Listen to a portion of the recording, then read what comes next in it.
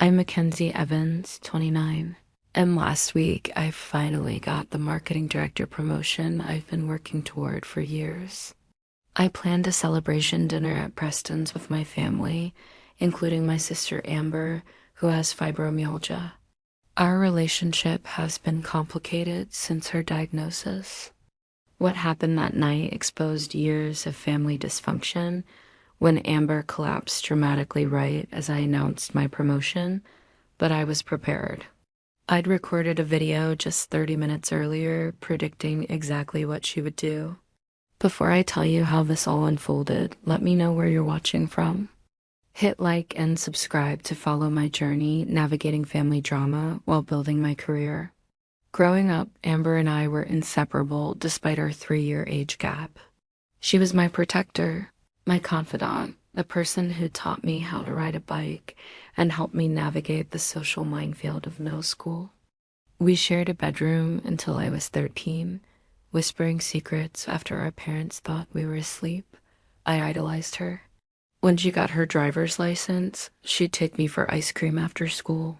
When I had my first heartbreak at 16, she stayed up all night with me, eating cookie dough and assuring me I deserved better. Our parents, Linda and Robert Evans, treated us differently though. Dad was an engineer who valued achievement and results. Mom was a nurse who seemed to have endless reserves of empathy for everyone except herself. Dad clearly favored me, the ambitious one who brought home straight A's and captained the debate team. Mom gravitated toward Amber, who was more creative and sensitive.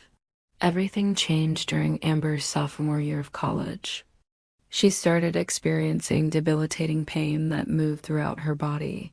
Some days she could barely get out of bed. She visited doctor after doctor, each one running tests that came back normal. Some even suggested the pain might be all in her head. I remember one specialist telling her to try yoga and reduce stress, as if that would solve everything. After nearly a year of medical mystery tours, a rheumatologist finally diagnosed her with fibromyalgia. The family response was mixed. Mom immediately became Amber's fierce advocate, researching the condition obsessively and accompanying her to every appointment. Dad was skeptical, occasionally making comments like, "Back in my day, we just pushed through the pain." I was somewhere in between. I believed she was in pain, but sometimes I wondered if she was leaning into it too much, especially when her flare-ups coincided with major events in my life. I'm not proud to admit this, but sometimes I question the convenience of her timing. When I graduated from college with honors, Amber had such severe pain she needed a wheelchair for the ceremony, drawing concerned glances from everyone. When I got my first promotion, she had to leave my celebration early because of a migraine. I felt guilty for even thinking this way. Who would choose to be in pain? But the pattern was hard to ignore. As Amber's condition worsened, she had to drop out of college. She moved back home with our parents, who converted the den into a bedroom for her so she wouldn't have to navigate stairs. I continued on my path, graduating with a marketing degree and landing a job at Bradley and Hayes, a mid-sized marketing firm with impressive clients. I threw myself into my work, partly to escape the increasingly tense family dynamics at home. Mom became Amber's caretaker, scheduling her life around Amber's doctor appointments and bad days. Dad retreated into longer hours at work, uncomfortable with a situation he couldn't fix with logic or effort. And I visited less and less, feeling guilty about my health and success, while simultaneously resenting how Amber's condition had become the sun around which our family orbited. By the time I was 26, I had moved to an apartment downtown and was steadily climbing the corporate ladder. My visits home became predictable. Dad would brag about my accomplishments. Mom would gently remind everyone of Amber's struggles. And Amber would either put on a brave face or have a health crisis that refocused everyone's attention. I started dreading family gatherings, then feeling terrible about dreading them. 2 years ago, I started seeing a therapist, Dr. Taylor, to work through my complicated feelings. She helped me understand that it was possible to both love my sister and feel frustrated by the dynamics her illness had created. She encouraged me to rebuild my relationship with Amber, separate from our parents. I tried. I invited Amber to my apartment for sisters' nights. I researched fibromyalgia to better understand her experience. I sent her care packages with heating pads and specialty teas. Sometimes it worked. We'd have glimpses of our old closeness, laughing at inside jokes or reminiscing about childhood adventures. Other times, the weight of unspoken resentments hung between us like a heavy curtain. Last year, Amber started dating Michael, a physical therapist she met at a pain management clinic. He seemed to genuinely understand her condition and treated her with a compassion that didn't slip into pity. For the first time in years, she had someone besides our mother who fully believed and supported her. I was genuinely happy for her, even as I noticed that her pain episodes became less frequent around him, but still flared dramatically around family gatherings centered on my achievements. Dr. Taylor suggested that Amber might unconsciously be seeking the attention and validation she felt she lost when her illness forced her to abandon her own ambitions. It made sense, but understanding the pattern didn't make it easier to deal with when it happened. I wanted to be compassionate, but I also wanted to enjoy my own milestones without them becoming about Amber. By the time my big promotion came around, our relationship had improved but remained fragile. I wanted to include her in my celebration. I wanted her to be genuinely happy for me. But as I planned the dinner, I couldn't shake the nagging feeling that history would repeat itself. I just didn't know yet how dramatically it would play out, or how it would finally force us to confront the dysfunction we'd been dancing around for years. The past 6 months at Bradley and Hayes have been nothing short of exhilarating. Our team had landed the Meridian Hotels account, a client we'd been courting for years. As the senior marketing strategist, I was tasked with developing their rebranding campaign, a high-visibility project that would either establish us as a top-tier agency or become a very public failure. For weeks, I barely saw my apartment except to shower and change clothes. My boyfriend, Brian, was endlessly patient bringing me dinner at the office and listening to me brainstorm taglines at midnight. I canceled plans with friends, worked through weekends, and dreamt about font choices and color schemes. The campaign consumed me, but in the best possible way. I felt alive, purposeful, completely in my element. When we presented to Meridian's executive team, I was terrified but prepared. I'd rehearsed until every word flowed naturally, anticipated every possible question, and built contingencies into the proposal. When their CEO leaned forward after our presentation and simply said, "This is exactly what we've been looking for," the rush was indescribable. Our team celebrated that night, but I knew the real work was just beginning. The next 3 months were a blur of implementation challenges, midnight revisions, and intense collaboration. The campaign launched to overwhelmingly positive response. Social media engagement increased by 340%. Booking rates jumped 28% in the first month. Industry publications featured our work as a case study in effective rebranding. 2 weeks after the metrics confirmed our success, Nathan Phillips, our managing director, called me into his office. As I sat across from his imposing mahogany desk, he leaned back in his chair and fixed me with an appraising look.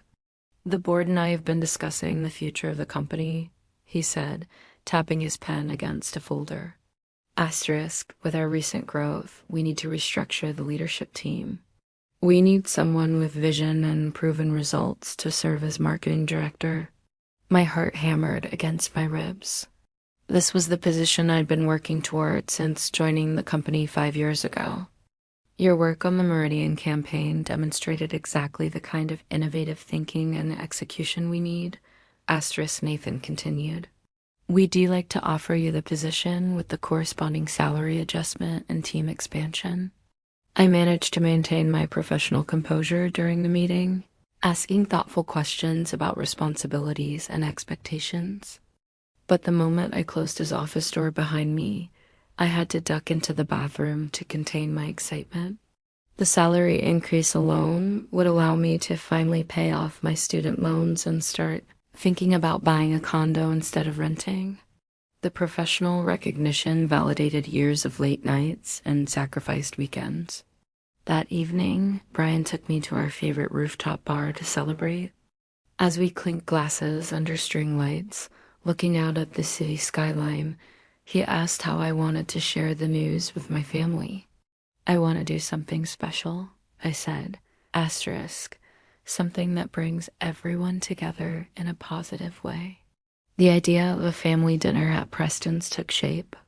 Preston S was the restaurant where we celebrated special occasions throughout my childhood, my parents' anniversaries, Amber's high school graduation, my college acceptance. It was upscale without being pretentious, with private dining rooms that would allow us to celebrate without the noise and distractions of the main restaurant.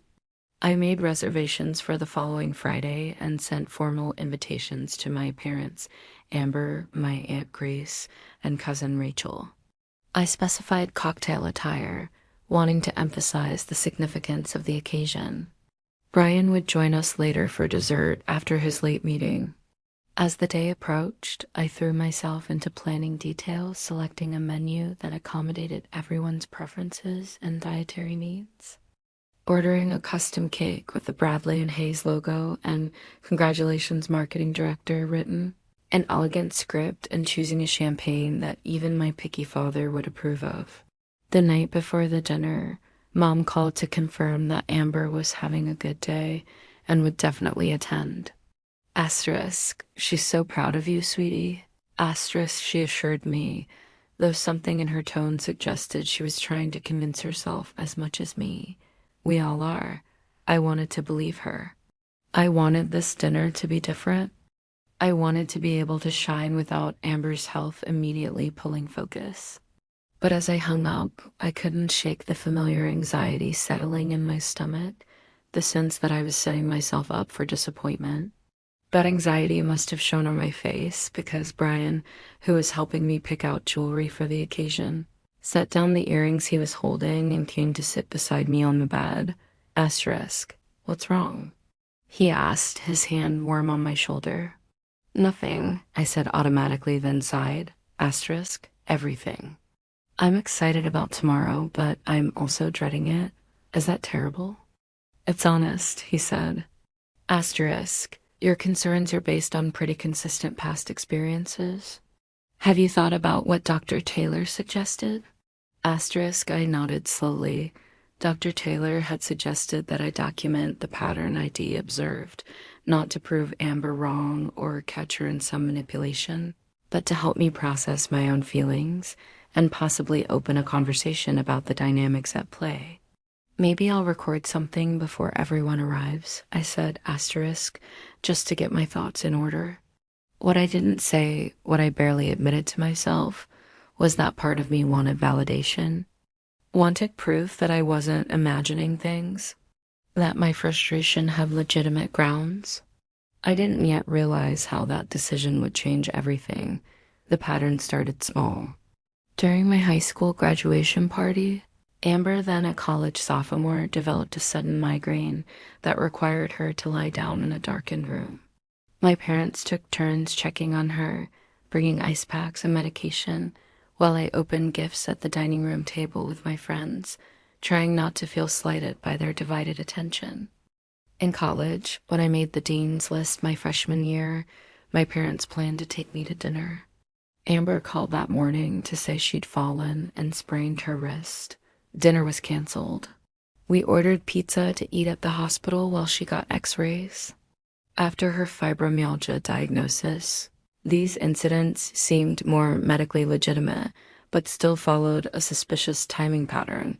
My college graduation should have been my moment.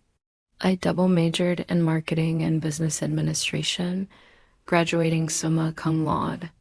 Instead, all anyone could talk about was Amber's need for a wheelchair that day. How brave she was to attend, despite being in tremendous pain.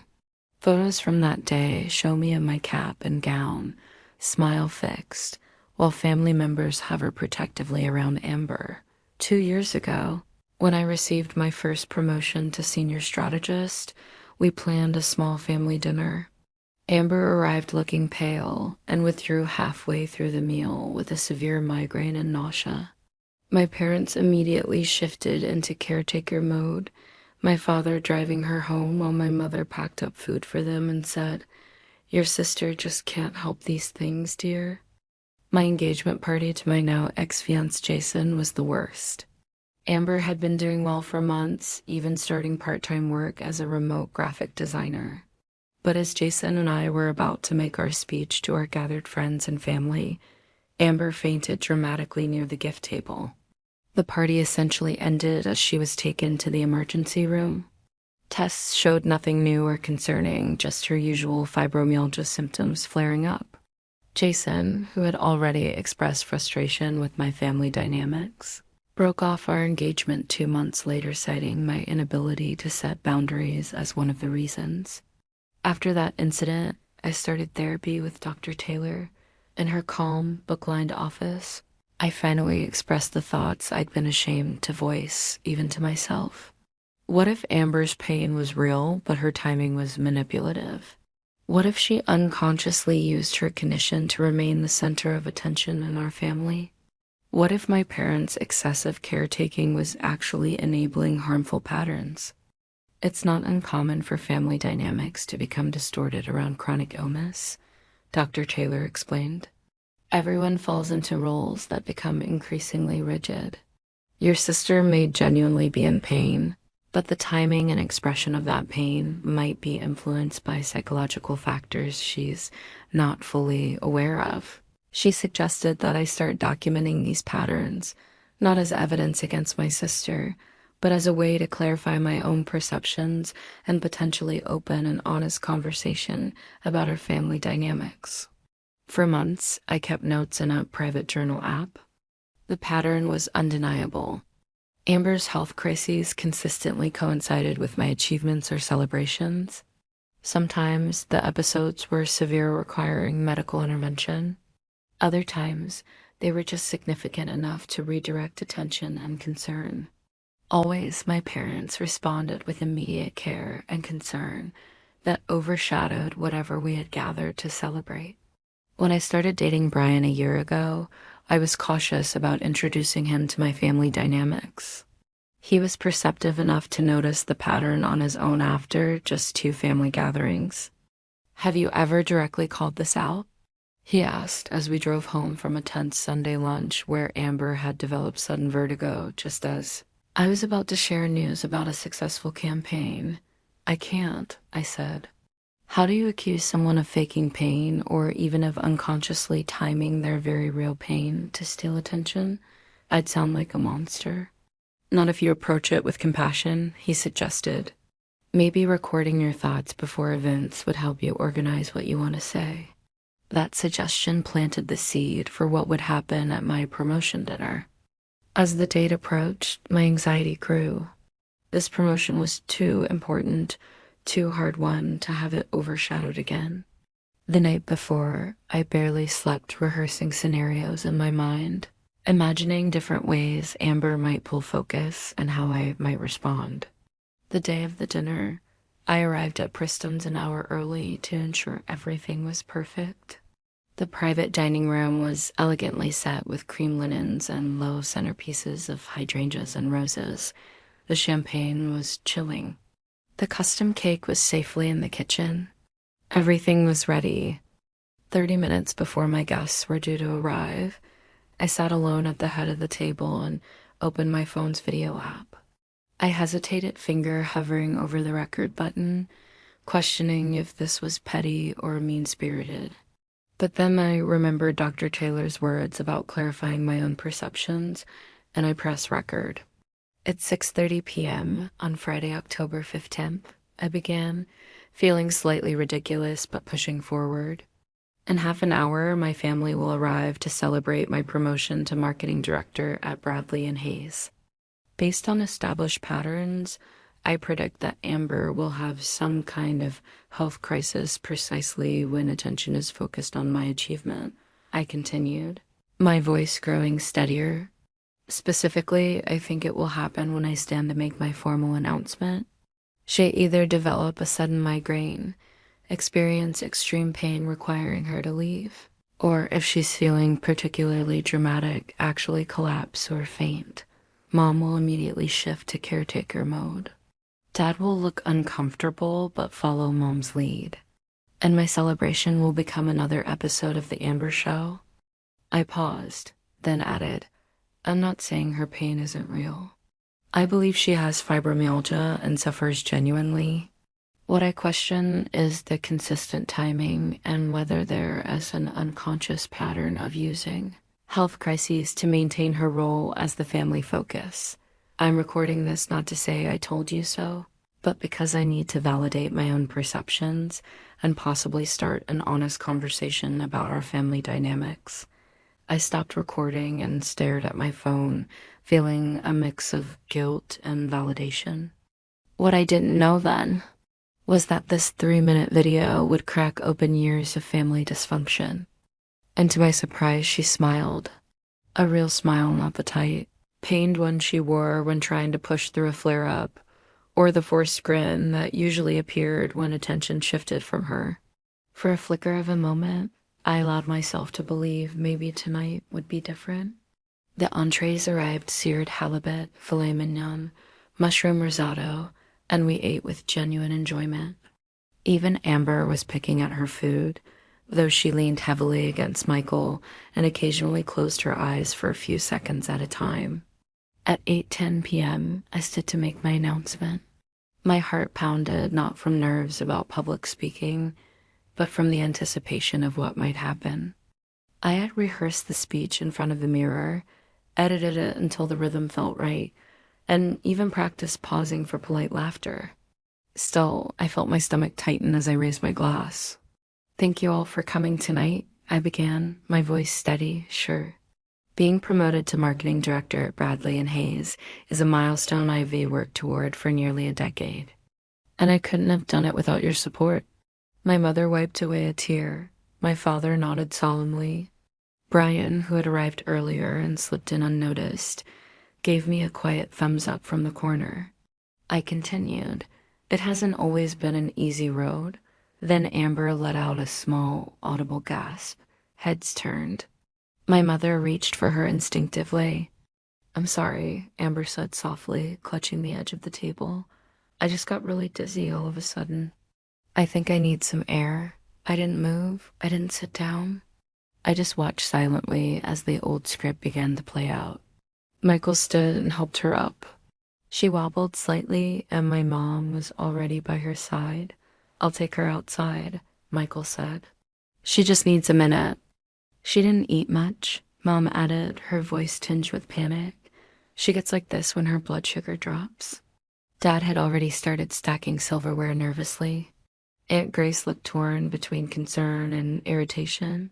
Rachel stared straight ahead. I slowly lowered my glass, aware that no one was looking at me anymore. And for the first time, I didn't try to pull their attention back. Instead, I said clearly, let's wait 5 minutes. If she feels better, we'll continue. If not, we'll celebrate without her. The words hung in the air, quiet, bold, and unfamiliar. My mother turned toward me, surprised. Sweetheart, no, Mom, I said gently but firmly. I understand Amber isn't feeling well. I hope she's okay, but this is my night. I'm not letting it slip away. My voice didn't shake. It didn't need to. Amber paused in the doorway, leaning on Michael, and looked back at me. For a beat, we locked eyes.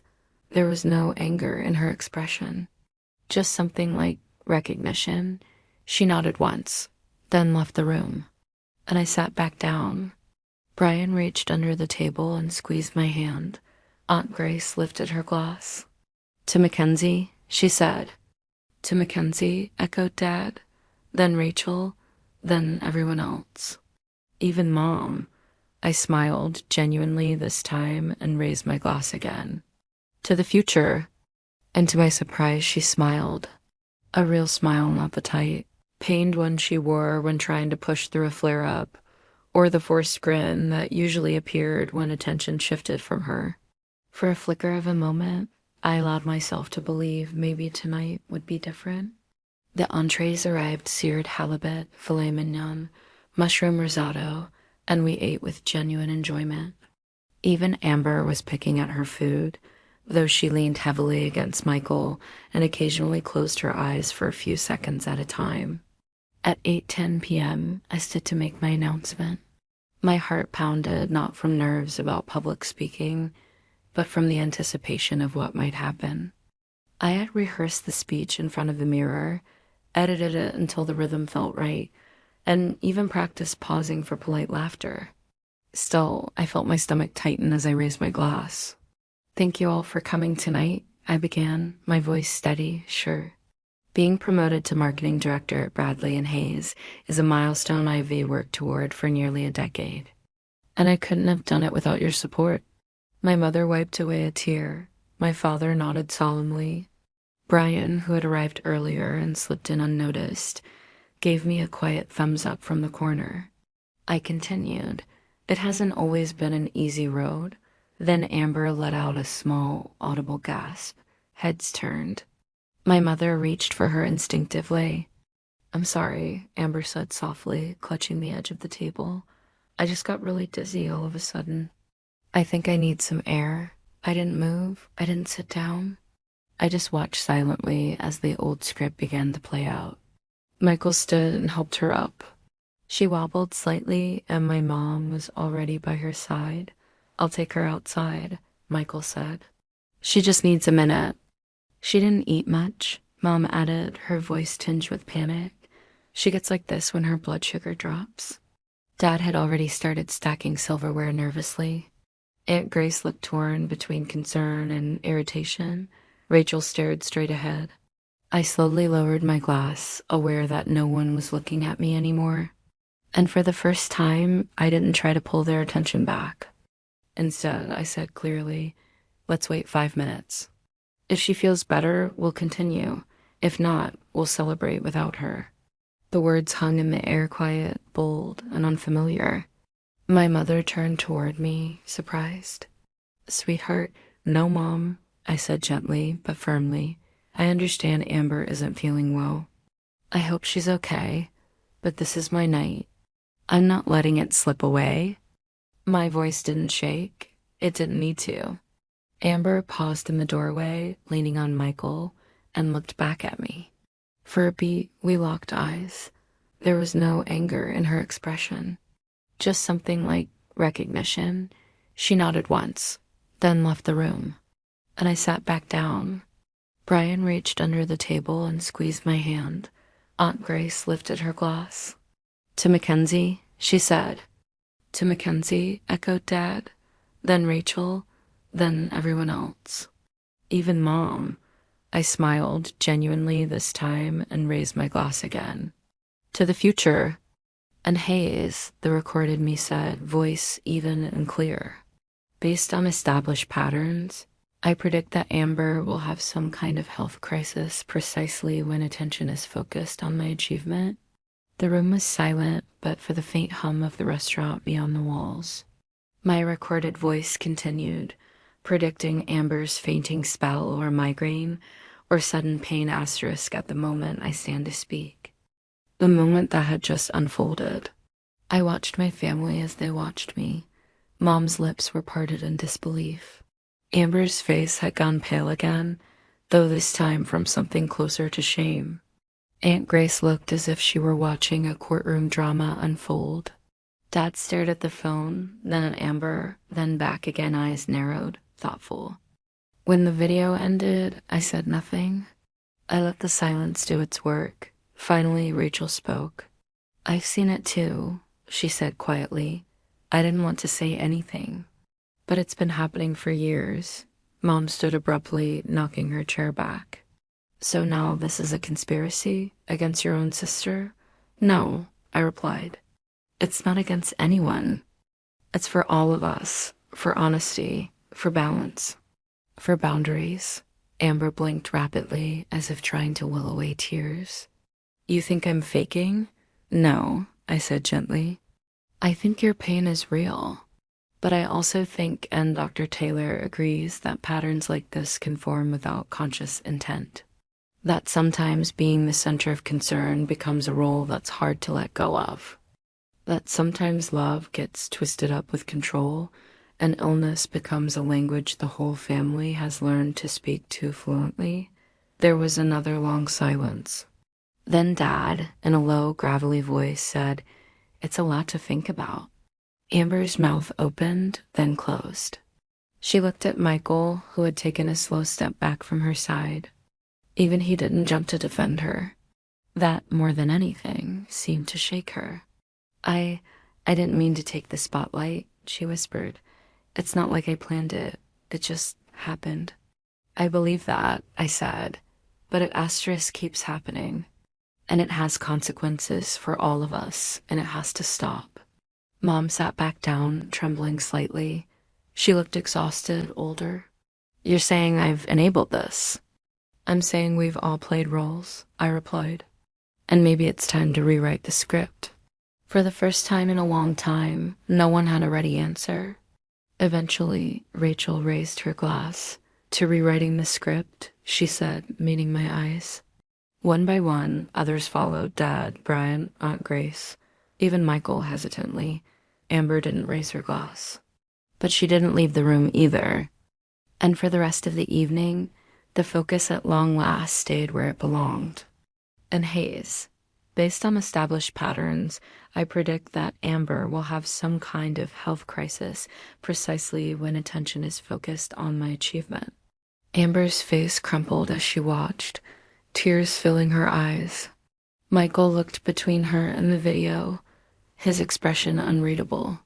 Mom's mouth had formed a perfect O of shock. The recording continued. "Specifically, I think it will happen when I stand to make my formal announcement. She either develop a sudden migraine, experience extreme pain requiring her to leave, or if she's feeling particularly dramatic, actually collapse or faint." A choked sound escaped Amber's throat. Dad was nodding slowly, recognition dawning in his eyes. "I'm not saying her pain isn't real," my recorded self continued. "I believe she has fibromyalgia and suffers genuinely. What I question is the consistent timing, and whether there is an unconscious pattern of using health crises to maintain her role as the family focus." I stopped the video there, not wanting to play the rest. The silence that followed was deafening, broken only by the distant sounds of the main restaurant and Amber's quiet sniffling. "How dare you?" Mom finally said, her voice trembling with anger. "How dare you plan this ambush? Your sister is suffering, and you're treating her like she's manipulating us all." "That's not what I'm saying," I insisted, though part of me wondered if that was exactly what I'd been implying. "I'm saying we have unhealthy family dynamics that no one will acknowledge. Amber's condition is real, but our response to it has created patterns that hurt all of us.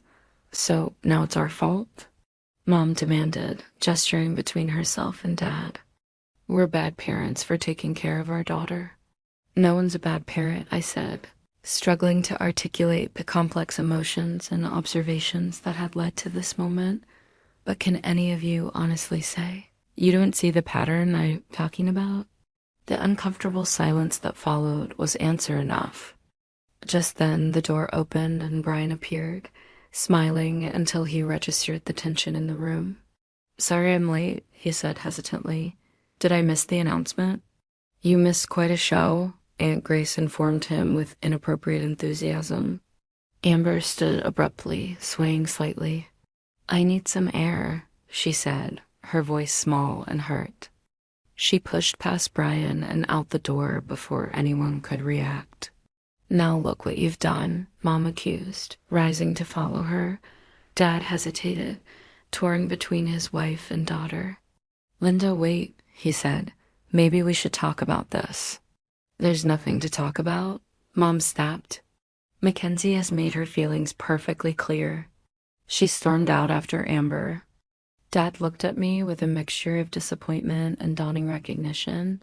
"I'll go make sure they're okay," he said finally. "We'll talk later." He followed Mom, leaving me with Rachel, Aunt Grace, Michael, and the newly arrived Brian.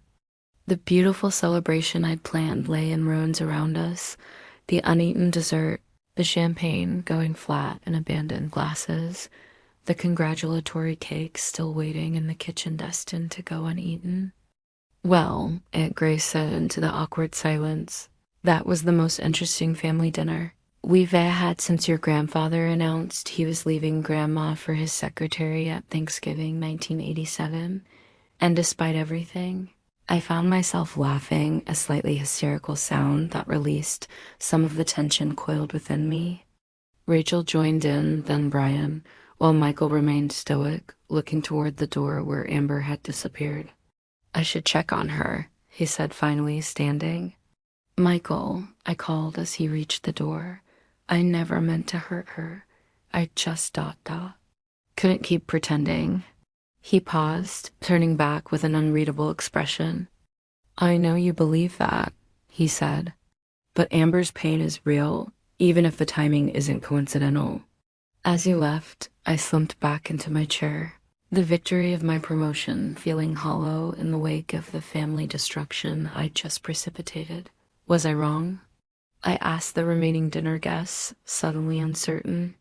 "You weren't wrong about the pattern," Rachel said carefully. "But maybe there were better ways to address it than a public confrontation." Brian came to stand behind me, his hands warm and supportive on my shoulders. "You were brave to speak your truth," he said. "The fallout is messy, but sometimes that's necessary for real change." I nodded, but couldn't shake the image of Amber's devastated face as she watched my prediction come true exactly as I described it. I'd wanted validation, wanted to reclaim my moment, but somehow, in doing so, I felt smaller rather than vindicated. The celebration dinner had indeed become unforgettable, but for all the wrong reasons. The restaurant manager appeared at the doorway again, concern evident on his face. "Is everything all right, Miss Evans?" he asked, eyeing the half-empty table and abandoned meals. "Just a family matter," I said, professional mask sliding into place. "Could we get the check, please? And if possible, have the cake boxed up?" He nodded, clearly relieved that whatever drama had unfolded wasn't going to become his problem. "Of course." "Right away." As he left, I turned to the three remaining guests, Brian, Rachel, and Aunt Grace. "I'm sorry," I said, my voice small. "This isn't how I wanted tonight to go." Aunt Grace waved a dismissive hand. "Families are messy, dear. Heaven knows I've caused my share of scenes over the years. What happens now?" Brian asked, taking the seat beside me, his hand finding mine under the table. "I don't know," I admitted. I'd never confronted this directly before. I just couldn't sit through another episode of... I broke off, the words sounding harsher than I intended. "Of Amber stealing your thunder?" Rachel finished for me. She'd always been the one person who understood the dynamics without judgment. "You're not wrong, Mackenzie. But I think what Michael said is important too. Her pain is real, even if the timing is suspect." "I know that," I insisted. "I've never thought she was faking the pain itself. It's the way everyone responds to it," Brian said. "The way it redirects attention every single time something good happens for you." I nodded, grateful for his understanding. "And how no one will acknowledge the pattern, which makes me feel like I'm imagining things. Or being selfish for wanting my achievements to matter too." The door opened again, and to my surprise, Dad returned alone. His face looked drawn, older somehow, as he took his seat across from me. "Your mother is taking Amber and Michael home," he said. "She wanted me to come with them, but I thought we should talk." "Dad, I'm sorry if I embarrassed you," I began, but he shook his head. "No, I'm the one who should apologize," he said, the words clearly difficult for him. "I've seen this pattern for years, but never had the courage to address it. It was easier to focus on your successes and leave Amber as care to your mother than to deal with the complicated emotions of having a chronically ill child. His honesty stunned me into silence. Dad had never been one for emotional discussions or admitting fault. That video, he continued, was like holding up a mirror to our family, uncomfortable but maybe necessary. I didn't mean to ambush everyone, I said. I recorded it for myself to validate what I was seeing. Playing it tonight was impulsive. Understandable given the circumstances, Aunt Grace interjected. Sometimes a dramatic gesture is needed to break through denial. Your mother doesn't see it that way, Dad said. She thinks you planned this whole evening as some kind of gotcha moment to humiliate your sister. The accusation stung, especially because there was a grain of truth to it. Part of me had wanted validation, wanted to prove I wasn't imagining things, wanted my family to finally see the dynamic that had been playing out for years. Was Amber faking? Rachel asked the question no one else would voice directly. Dad considered this carefully. I don't think she consciously plans these episodes, but after watching that video and seeing how accurately you predicted not just what would happen, but exactly when, it's hard to believe it's purely coincidental. Subconscious behavior can be powerful, Brian offered. She might genuinely feel worse during these times without realizing why. Whatever the case, Dad said, this has forced issues into the open that we've been avoiding for too long. Your mother and I, we haven't been on the same page about Amber's condition for years. She believes in absolute support without question. I've had private doubts about how we might be enabling certain behaviors. Just then, the door burst open again. Mom stood there, her normally carefully maintained appearance disheveled, eyes red from crying. How could you stay here with her? She demanded of Dad. After what she did to your daughter? Linda, Dad said wearily, Mackenzie is also our daughter. Our daughter who just publicly accused her chronically ill sister of faking her symptoms for attention. Mom's voice rose with each word. That's not what I said. I protested, rising to face her. I said her pain is real, but the timing is suspicious. And you know it's true, Mom. You just refuse to see it because it's easier to focus entirely on Amber than to deal with the complex reality. Complex reality? Mom repeated incredulously. The reality is that your sister suffers every day with an invisible illness that most people, including her own sister, apparently don't even believe is real. I believe her condition is real, I insisted. What I don't believe is that it is coincidence that her worst episodes happen exclusively when attention is on me. So you're the victim here? Mom's voice dripped with sarcasm. Poor Mackenzie, so successful and healthy, but can't handle not being the center of attention for 1 minute. Her words hit like a physical blow. I'd expected resistance, but not this level of dismissal and attack. That's enough, Linda, Dad said firmly, standing beside me. This isn't helping anyone. You're taking her side now? Mom looked genuinely shocked. After everything we've been through with Amber? I'm not taking sides, Dad said. I'm saying we need to look honestly at our family dynamics. All of us. The restaurant manager appeared again, clearly disturbed by the rising voices. I'm sorry, but I must ask you to lower your voices or continue this discussion elsewhere. We're just leaving, Mom said coldly. She turned to me, her expression harder than I'd ever seen it. Amber is devastated. She wanted me to tell you that she wanted to be inconveniencing you with her presence at any future celebrations. Congratulations on your promotion. I hope it was worth the price. She stormed out, leaving a heavy silence in her wake. I should go after her, Dad said, torn. But Mackenzie, this conversation isn't over. We need to address this as a family. I know, I said, suddenly exhausted. Go, Dad. She needs you right now. After he left, the 4 of us remaining sat in stunned silence. The check arrived, and Brian insisted on covering it, despite my protests.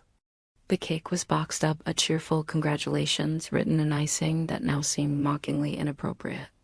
As we gathered our things to leave, my phone buzzed with a text. It was from Amber, not Mom, as I'd expected. Asterisk, I watched the whole video after you stopped it. You were right about more than you know. We need to talk, but not tonight. I'm sorry for ruining your celebration. Again, asterisk. I stared at the message, unsure how to respond, feeling the first tentative hope that maybe, just maybe, this catastrophic evening might lead to something healing after all. As Brian drove me home, I leaned my head against the cool window, watching the city lights blur through unshed tears. Did I do the right thing? I asked so softly. Brian was quiet for a moment.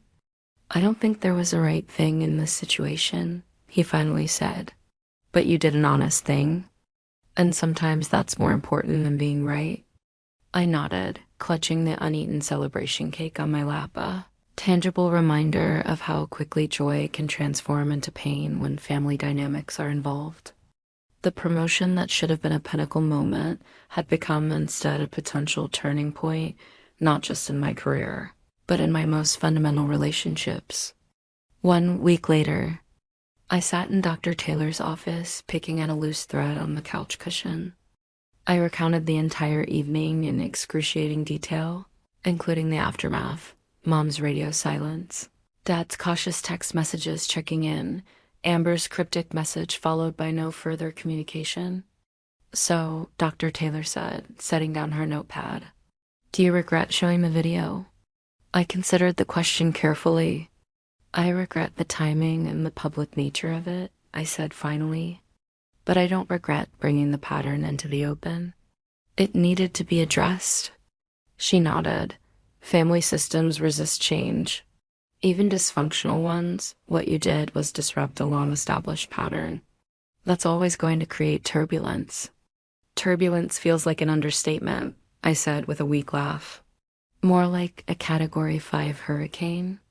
Have you spoken with Amber directly since that night? I shook my head. I responded to her text, saying I was ready to talk whenever she was, but she hasn't replied. Mom's completely frozen me out. Dad calls every couple of days, but he's walking on eggshells. And how are you feeling about your promotion? Have you been able to celebrate that achievement at all? Therapists suggested we might benefit from some sessions together. Would you consider that? Yes, I said without hesitation. Absolutely yes. She smiled, then a genuine smile that reached her eyes. Congratulations on your promotion, by the way. Marketing director at 29 is pretty impressive. Tell me about the Meridian campaign. I saw some of the billboards downtown, and they looked amazing.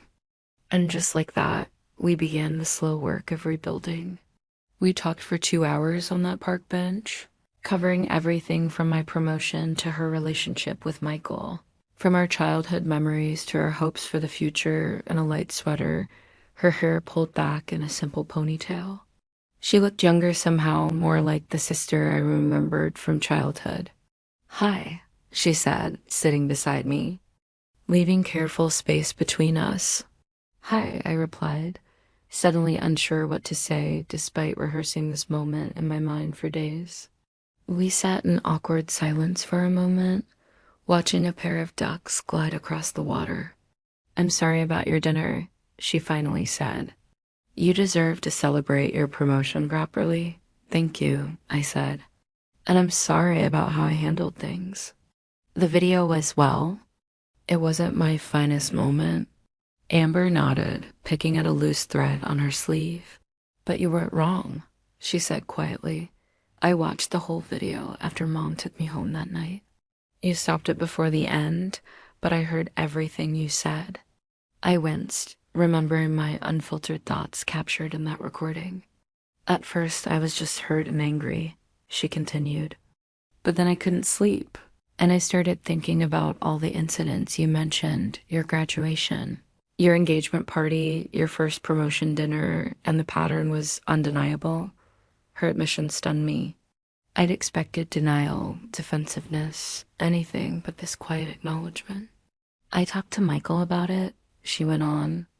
He's noticed it too, but didn't know how to bring it up. And then I talked to my therapist. Yes, I have one too, she added with a small smile at my surprised expression. I've been seeing her for 2 years, mainly for pain management strategies. I didn't know, I said. There's a lot we don't know about each other anymore, she replied. That's part of the problem. She took a deep breath as if gathering courage. My therapist helped me see something I've been avoiding. When I got sick, I lost everything I thought defined me, my education, my career path, my independence. The only role I had left was the sick one, the person everyone worried about and took care of. I listened, really listened, hearing the pain behind her words. And you, she continued, you were becoming everything I thought I would be: successful, independent, building a career and relationships on your terms. Every time you achieved something new, it reminded me of everything I'd lost. My pain is real, Mackenzie. But the timing, that was my subconscious wanting to reclaim the only power I felt I had left. Tears filled my eyes at her raw honesty. I never wanted to compete with you, Amber. I just wanted to share my life with you, to have you be happy for me the way I would have been for you. I know, she said, her own eyes welling up, and part of me was genuinely happy for you. But another part was so jealous it physically hurt. And that made me feel like a terrible person, which made the pain worse, which created this awful cycle. We sat with that truth between us, neither speaking for several minutes. Where do we go from here? I finally asked. Mom's still furious with you, Amber said. She's made your confrontation into another way to focus exclusively on me and my feelings. But Dad, he's been asking questions, suggesting that maybe they've enabled certain patterns. And what do you want? Amber turned to face me fully. I want my sister back, she said simply. I want us to find a way forward that acknowledges my condition without making it the center of our relationship. I want to celebrate your successes without feeling diminished by them. I just don't know exactly how to do that yet. Maybe we start with honesty, I suggested. No more tiptoeing around difficult truths. No more unspoken resentments. And therapy, Amber added. My therapist suggested we might benefit from some sessions together. Would you consider that? Yes, I said without hesitation. Absolutely yes. She smiled, then a genuine smile that reached her eyes. Congratulations on your promotion, by the way. Marketing director at 29 is pretty impressive. Tell me about the Meridian campaign. I saw some of the billboards downtown, and they looked amazing. And just like that, we began the slow work of rebuilding. We talked for 2 hours on that park bench, covering everything from my promotion to her relationship with Michael, from our childhood memories to our hopes for the future. For the first time in years, I felt like I was talking to my sister, not my sister's illness.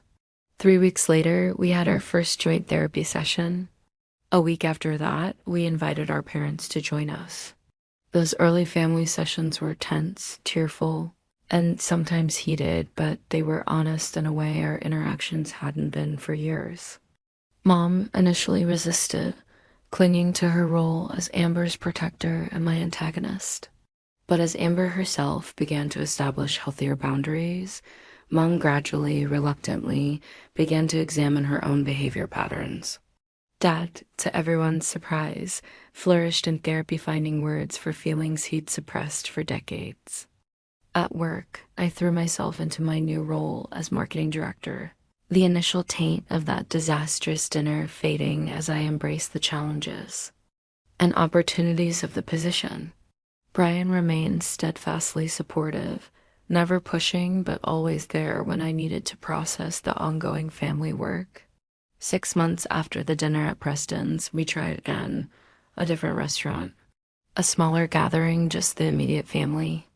Amber had a visible flare-up during dessert, her hands trembling as she tried to lift her coffee cup.